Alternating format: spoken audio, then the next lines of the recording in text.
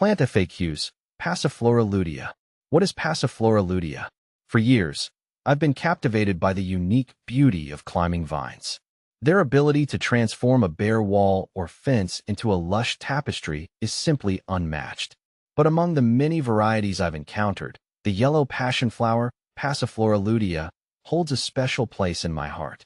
Its delicate yellow blooms and vibrant green foliage create a stunning display, while its ecological benefits make it a welcome addition to any garden. This wasn't always the case.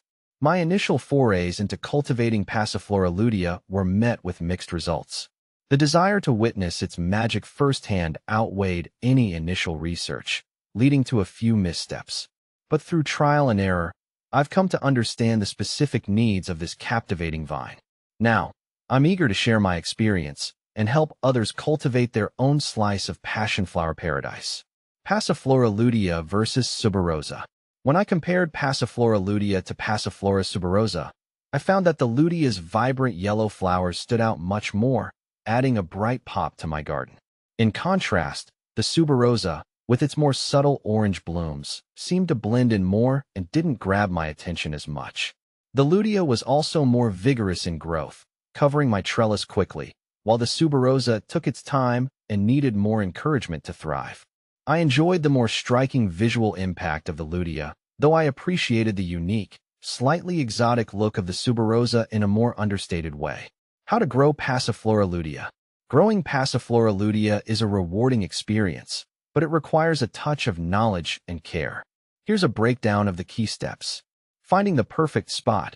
Passiflora lutea thrives in full sun to partial shade. Aim for at least 6 to 8 hours of direct sunlight daily. The soil should be well-draining and fertile. Amending your existing soil with compost or aged manure can significantly improve drainage and provide essential nutrients. Planting. Spring is the ideal time to plant your Passiflora lutea. Dig a hole twice the size of the root ball and amend the surrounding soil. Gently place the vine in the hole, ensuring the crown sits slightly above the soil level. Backfill the hole, water thoroughly, and stake the vine to provide initial support. Nurturing growth. Water your Passiflora lutea regularly, especially during its first growing season. As the vine matures, its water requirements decrease. Mulching around the base of the plant helps retain moisture and suppress weeds. During the growing season, a balanced fertilizer applied monthly can promote healthy growth and prolific blooms. Is Passiflora lutea self-pollinating? This is a common question for new Passiflora lutea enthusiasts. The answer is no. Passiflora lutea is not self-pollinating.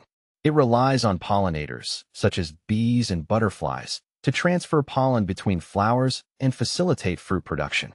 However, there's no need to fret if you don't have a bustling pollinator population in your garden. Planting multiple Passiflora lutea vines in close proximity increases the chances of successful cross-pollination and subsequent fruit set. Beyond the bloom, additional care tips for Passiflora lutea. With proper care, your Passiflora lutea vine can thrive for many years. Here are some additional tips to keep in mind. Pruning. Regular pruning encourages bushier growth and promotes flower production. Prune lightly in early spring before new growth emerges. You can also prune throughout the growing season to maintain the desired size and shape. Winter care.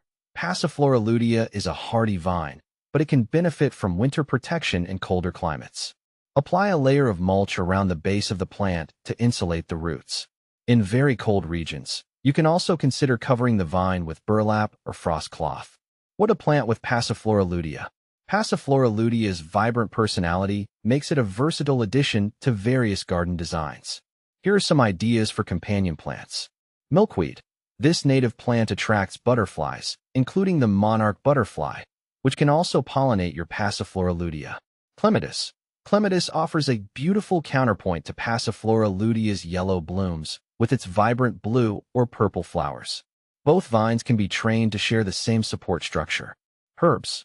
Planting fragrant herbs like lavender or thyme near your Passiflora lutea can attract beneficial insects that help control pests. With its delicate beauty and ecological benefits, the yellow passionflower is a captivating addition to any garden.